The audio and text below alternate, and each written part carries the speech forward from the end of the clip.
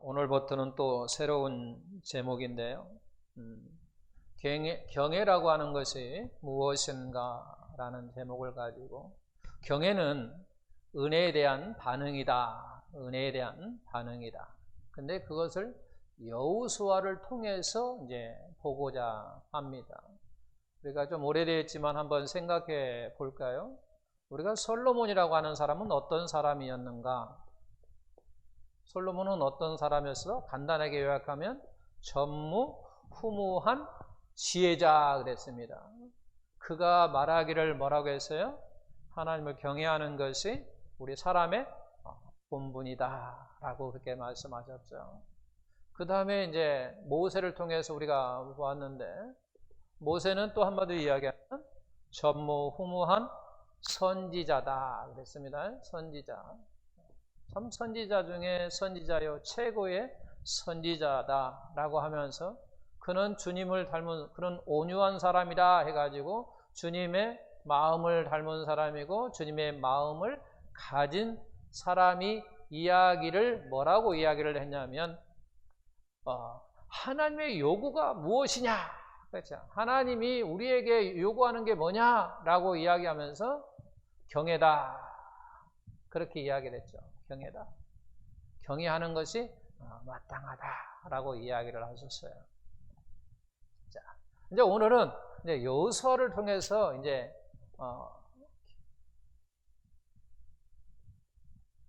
경애라고 하는 것이 무엇인가라고 할 때에 은혜에 대한 반응이다라고 하는 거예요.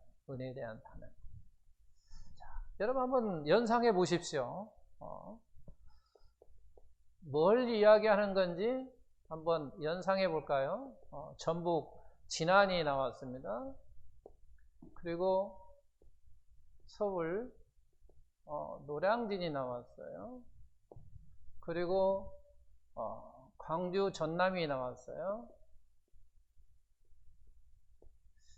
뭘 말하려고 하는지 연상을 한번 해보십시오. 또 예굽이 나왔습니다. 광야가 나옵니다. 그리고 가나안이 나옵니다. 그리고 광주에서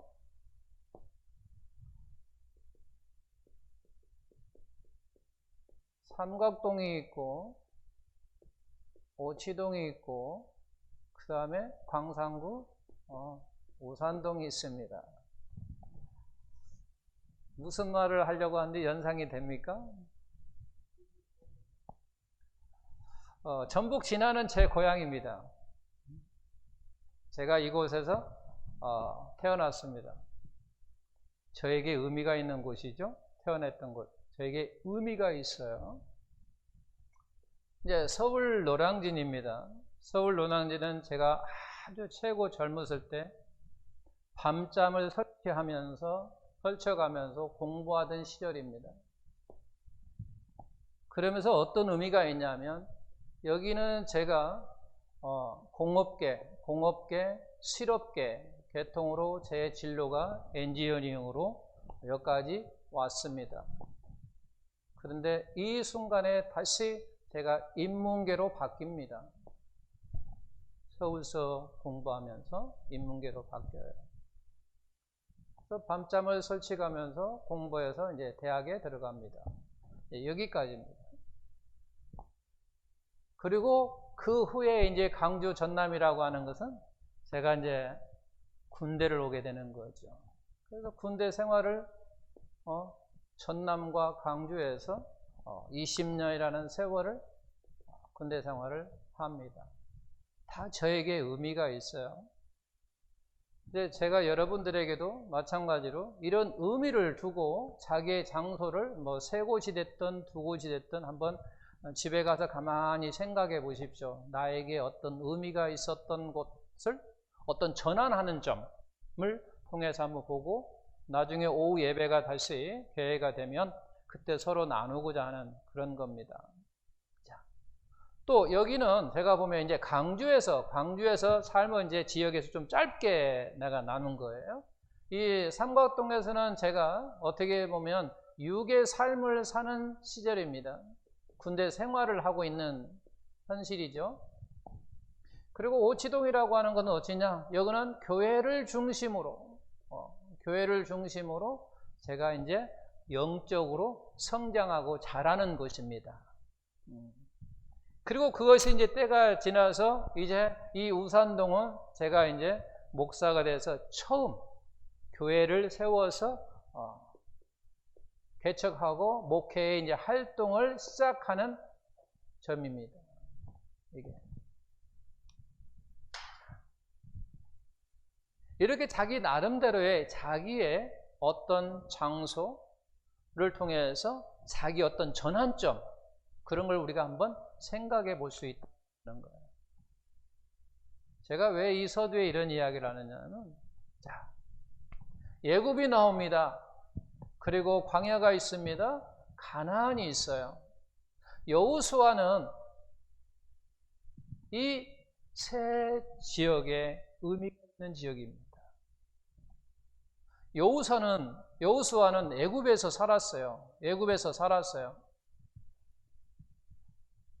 그리고 이스라엘 백성들이 애굽을 나올 때 나왔던 사람입니다.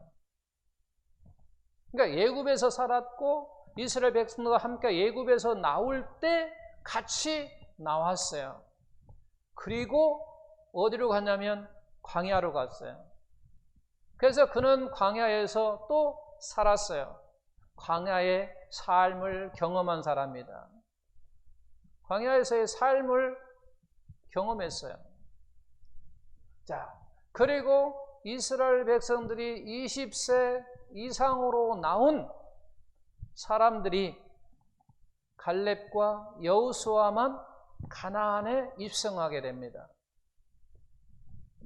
20세 이상 중에 갈렙과 여호수아만 가나안에 입성합니다. 그리고 그는 가나안에서 또 살았습니다.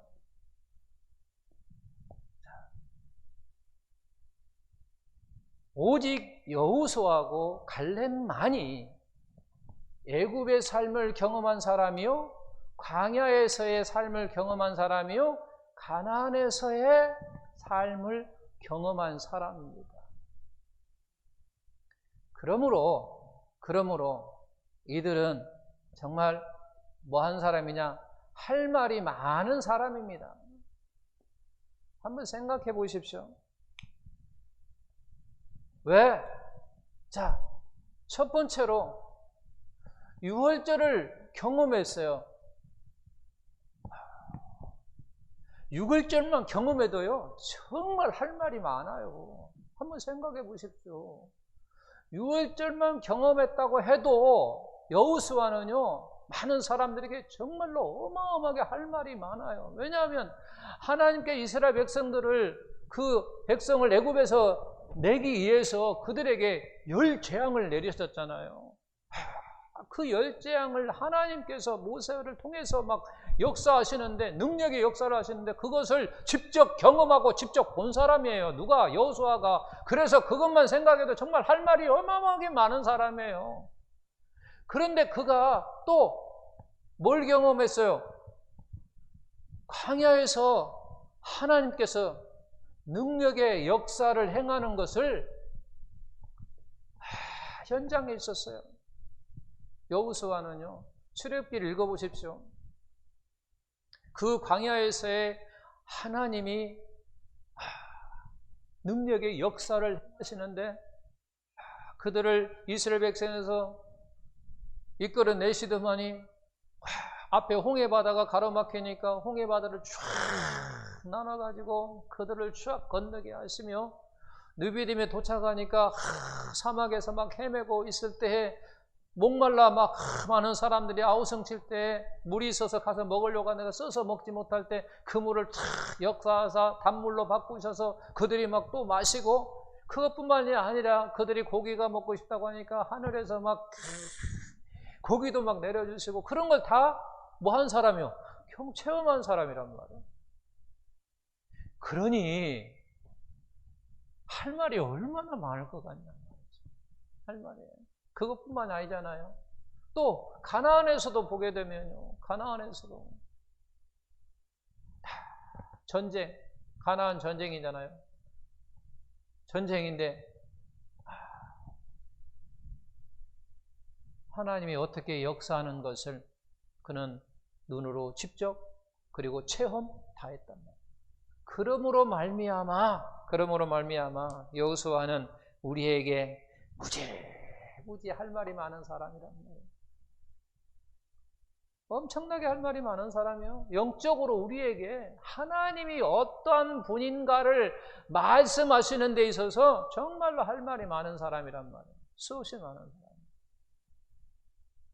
그것뿐만이 아니잖아요.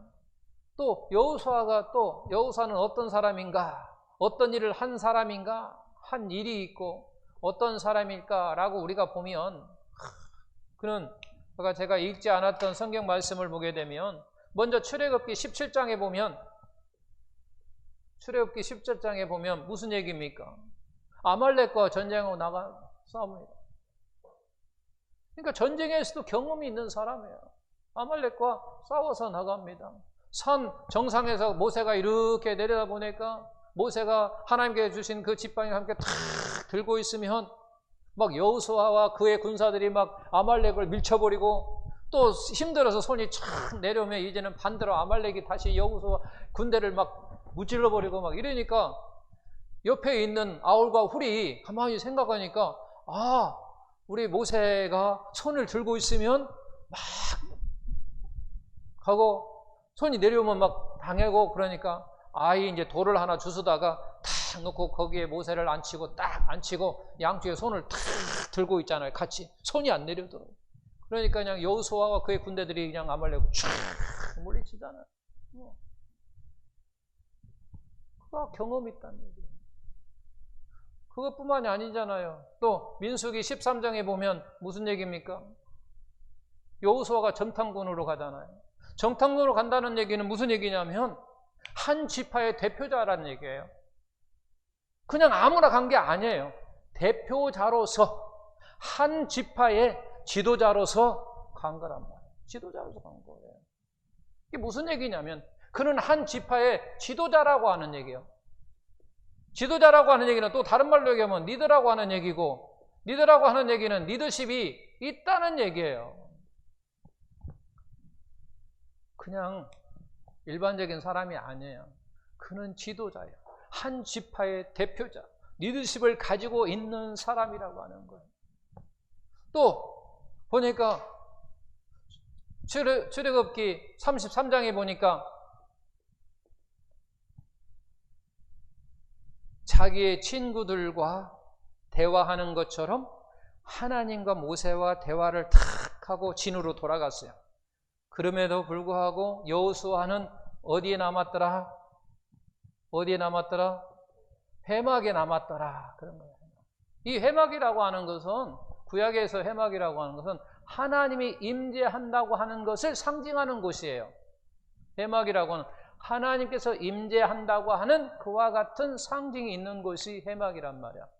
그러면 이 말을 다시 바꾸려면 여호수아는 그래서 바로 성전을 뭐한 사람이다? 사모한 사람이다 라고 이야기할 수 있고 하나님의 임재를 뭐한 사람?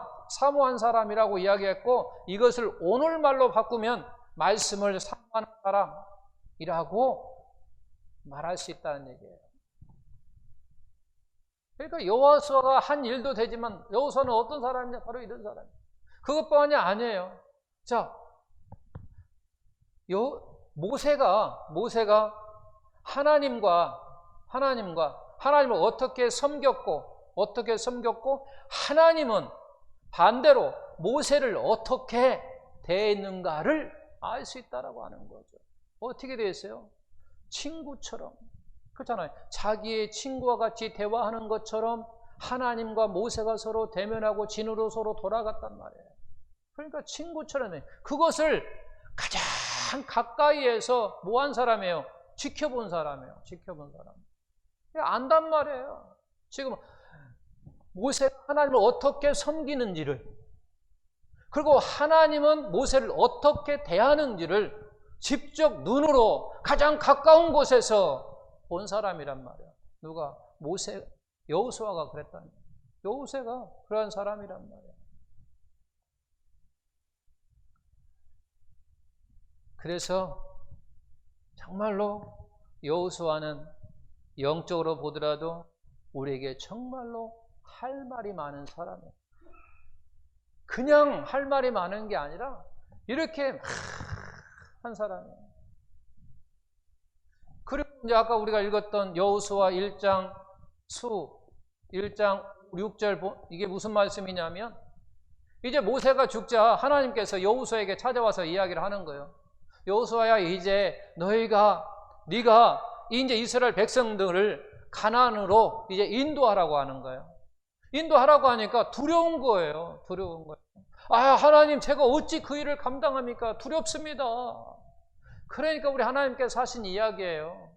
이 5절 6절이. 그래서 하나님께 여호수아에게 하신 말씀이 뭐라고 이야기합니까? 내가 모세와 함께 있었던 것 같이, 그런 얘기잖아요. 내가 모세와 함께 있었던 같이 너와 함께 해주겠다, 그런 얘기예요. 내가 너를 떠나지 아니하고 내가 너를 버리지 아니할 테니까 너는 강하고 담대하라, 그렇게 이야기하는 거죠. 네. 여호수아에게 그렇게 말씀하셨다라고는 그렇죠. 우리는요, 내가 너와 함께하마, 뭐 신약에서도 내가 영원토록 너와 함께하마. 여러분, 우리에게 닿는 감각이 얼마나 느끼십니까? 하나님이 나와 함께 하신답니다. 큰 의미가 우리에게 다가옵니까? 내 가슴에 팍 꽂힙니까? 그런데 여호수아는요, 이 말씀이 어떤 의미인가를 아는 사람이에요. 왜? 40년 동안요, 하나님이 모세와 어떻게 함께 하셨는가를 가장 가까운 곳에서 보았던 사람이에요. 그래서 경험한 사람이에요. 그래서 체험한 사람이에요. 그래서 그걸 아는 거예요. 하나님이 모세와 함께 있었던 것처럼 내가 너와 함께 하겠다라고 하는 그 말 의미가 어떤 의미인지를 그는 피부로 절실하게 느낀다라고 하는 거예요. 왜? 40년 동안 하나님이 모세하고 어떻게 하셨는가를 너무나도 잘 아는 사람이라. 그러니까 그 말이 엄청나게 자기에게 다가오는 거예요. 그 말이. 근데 우리는 하나님이 내가 너와 함께하마. 염려 말고 두려워하지 말라. 내가 너와 함께하겠다. 세상 끝날까지 내가 너희와 함께하겠다. 우리는 말씀만 들려오죠. 어떤 크게 느낌이 없다, 그 말이에요. 근데 여호수아는 다르다고 하는 거예요. 왜냐하면 옆에서 하나님이 친구처럼 대면하는 것도 보며, 그리고 섬기는 것, 그리고 하나님이 그를 대하는 것, 이와 같은 것을 눈으로 다 보고 경험한 사람이고, 하나님이 그와 함께했던, 어떻게 함께했던 것을 눈으로 직접 체험한 사람이란 말이에요. 그러니까 내가 너와 함께하마라고 하는 이 의미가 엄청나고 그에게 다가온다라고 하는 거예요. 그래서 그는 한마디로 이야기하면 이렇게 이제 솔로몬은 전무후무한 지혜자다. 그리고 모세는 선지자 중에 선지자다. 이렇게 말하자면 여호수아는 뭐 짧게 이야기하면 산전수전 뭐 하는 사람? 다 체험한 사람. 자, 경험 안 한 것이 없다 할 정도로 산전수전 다 경험한 사람. 그래서 우리에게 할 말이 있는 사람. 그 모든 것을 경험하다 보니까 우리에게 영적으로나 육적으로나 할 말을 할 수 있는 사람. 그런 사람이라고 하는 거예요. 그러니까 여호수아는 한마디로 이제 요약하면 이런 사람이라고 말할 수 있어요. 그는 애굽에서의 고통이 무엇인가를 알아요. 그러잖아요. 그는 애굽에서의 종사를 할 때 있었기 때문에 애굽의 이와 같은 고통이 무엇인가를 아는 사람이에요. 또 두 번째, 광야에서의 방황을 아는 사람이에요. 이스라엘 백성들이 얼마나 광야에서 방황했습니까? 돌아가려고 하잖아. 돌아가려고. 앞으로 하나님과 함께 나아가야 되는데 자꾸 돌아가려고 하고 방황했단 말이야. 이리 갈까 저리 갈까 방황하는 그와 같은 것도 경험을 해서 너무나도 잘한다라고 하는 거죠. 그리고 세 번째는 가나안 전쟁에서 승리한 이유를 알아요. 우리가 가나안의 전쟁에서 이긴 그와 같은 이유가 무엇인가를 안단 말이에요. 간단하게 얘기하면 믿음으로 나아갈 때는 그 전쟁을 이겼고 승리했고, 그렇지 아니하고 믿음으로 나아가지 않을 때는 그 전쟁에서 패배했어요. 그걸 안다는 얘기예요. 이유를 알아요. 이 승리한 이유를 안다라고 하는 거예요. 또 네 번째는 그는 모세와 하나님과의 관계 속에서 바로 하나님과 교제한다고 하는 것이 무엇인가를 아는 사람이에요. 그리고 그는 전쟁이 무엇인가를 알고요. 그리고 그런 전쟁을 통해서 믿음이 없을 때는 어떠한 일이 일어난다고 하는 것도 아는 사람이라고. 그러잖아요. 어떤 일이 일어나는 걸 알아요. 실제 경험을 했잖아요. 체험을 했어요. 안다고 하는 거예요. 그래서 산전수전 다 경험하고 체험한 그 여호수아가 영적으로나 육적으로 우리에게 할 말이 많다라는 얘기예요. 그래서 다음에 이제 말을 할 거예요. 말씀을 할 건데. 자, 그래서 우리도 마찬가지예요. 우리도 사실은 할 말이 많아야 돼요. 예수 믿는 사람 할 말이 많아야 됩니다. 할렐루야. 무슨 얘기입니까? 여호수아처럼 나도 산전수전 다 많이 경험하시라는 얘기예요. 체험하시라는 얘기예요. 하나님과 관계 속에서 많은 것을 경험함으로, 많은 것을 체험함으로 말미암아 나도 할 말이 많아야 된다 그 말이에요. 그래서 우리는 신앙생활을 하면서 10년, 20년, 30년 하면 할수록 우리는 할 말이 뭐 해야 된다고요? 많은 사람이 돼야 된다는 얘기예요. 내가 신앙생활을 많이 하면 할수록 하나님과 관계 속에서 일어나는 많은 경험과 체험들이 나에게 쌓여서 우리는 정말로 할 말이 많은 사람이 돼야 된다는 얘기예요. 근데 만약에 우리가 신앙생활을 10년, 20년, 30년 해나가는데 하나님과 우리 관계 속에서 일어나는 모든 것들 가운데서 할 말이 없다. 그 사람은요, 한마디 이야기하면 신앙생활 못한 거예요. 제대로 못한 거예요. 신앙생활을 제대로 했다고 하는 사람 치면은요, 당연히 10년, 20년, 30년 우리가 신앙생활 하면 할 말이 많아야 된다는 얘기예요. 근데 할 말이 없다? 그건 뭔 문제가 있는 거예요. 그러잖아요. 우리 문제가 있는 거예요. 이제 시작하는 사람들이 나는 아직까지는 할 말이 없어 라고 말할 수 있지만, 그러나 우리가 10년, 20년 신앙생활을 자꾸 해나가는데도 할 말이 없다고 한다면 그건 신앙생활 제대로 한 거 아니라고. 그래서 우리는 스스로 생각할 때 나는 지금 할 말이 많다. 그런 사람은 신앙생활 제대로 해가지고 하나님과 관계 속에서, 바른 관계 속에서 많은 경험과 체험이 있는 사람이지만, 만약에 나는 아직도 할 말이 없다.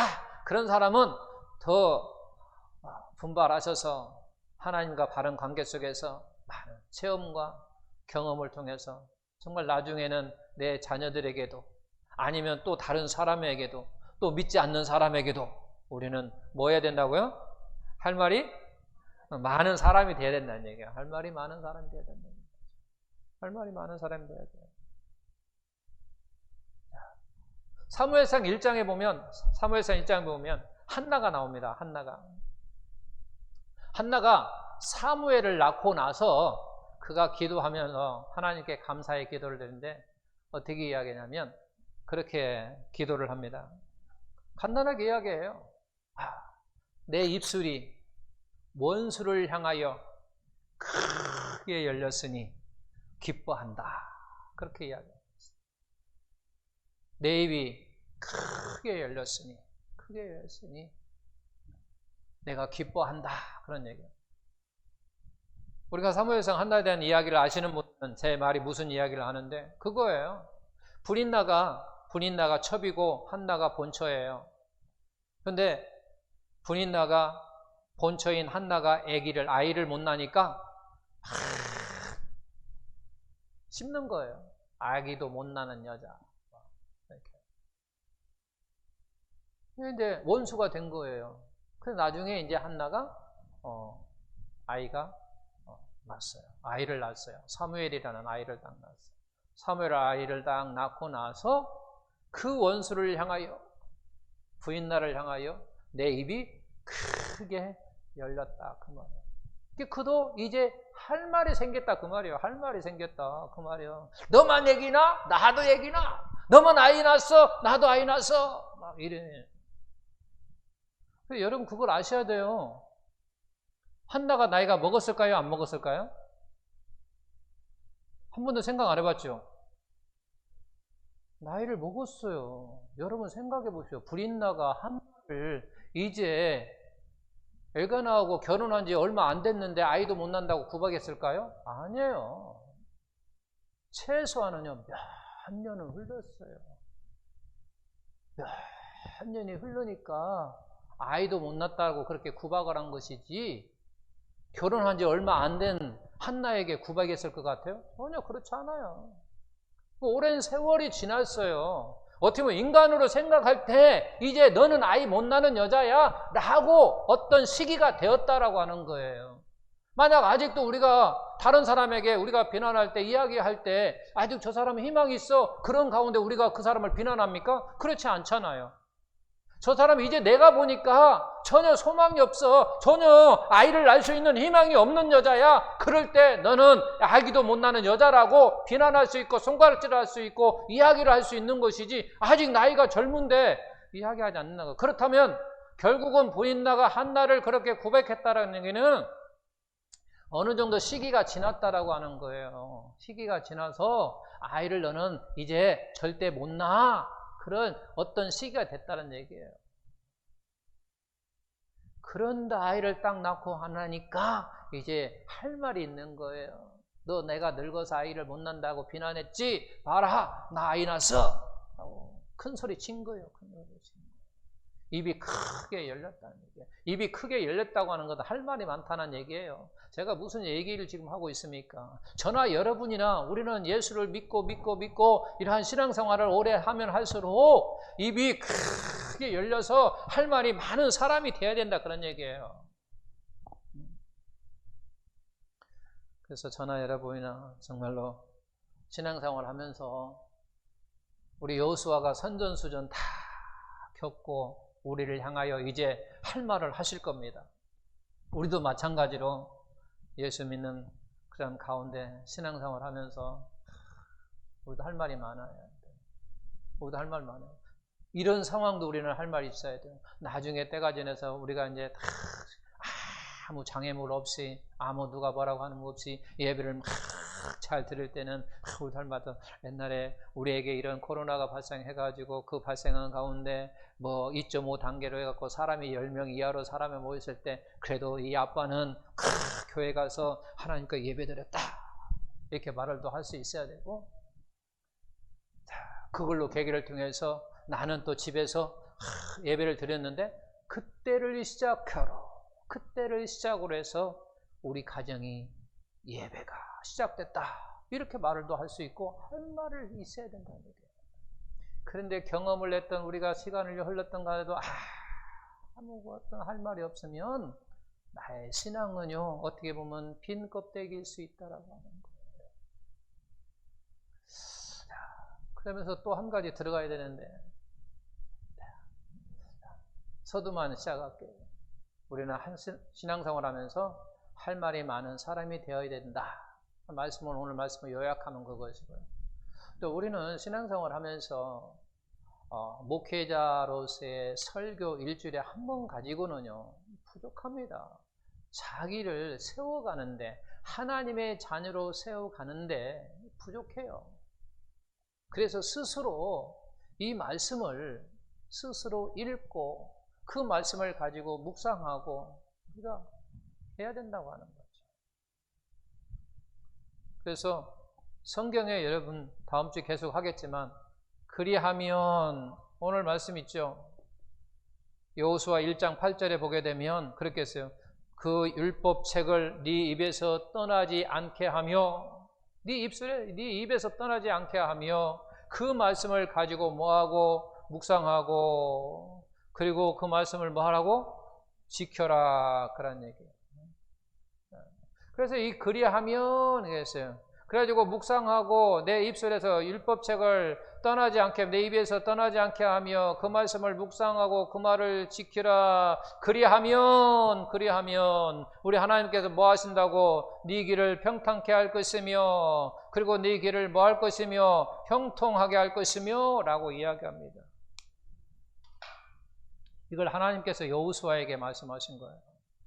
여호수아에게 이 율법책을 네 입술에서 떠나지 않게 하고 그 말씀을 또 우리가 묵상하고 그 말씀을 지켜 행하면 그리하면 내가 너의 길을 평탄케 할 것이며 너의 길을 형통하게 할 것이다 라고 말씀은 이 말을 이렇게 우리에게 적용할 수 있어요. 오늘 나에게 여호수아에게 이 말씀이 나에게 주실 수도 있는 말씀이에요. 오늘날 하나님의 말씀을 순종하고 하나님의 말씀에 네가 지배를 당하면 그리하면 내가 너에게 평탄할 길을 꾸시고 내가 너에게 형통할 것이다 라고 우리가 이렇게 해석하기로 합니다. 또 그렇게 많은 목사님들이 그렇게 해석해서 우리에게 말씀을 전하기도 하셨어요. 그 말씀이 틀렸다고 말하지는 않겠습니다.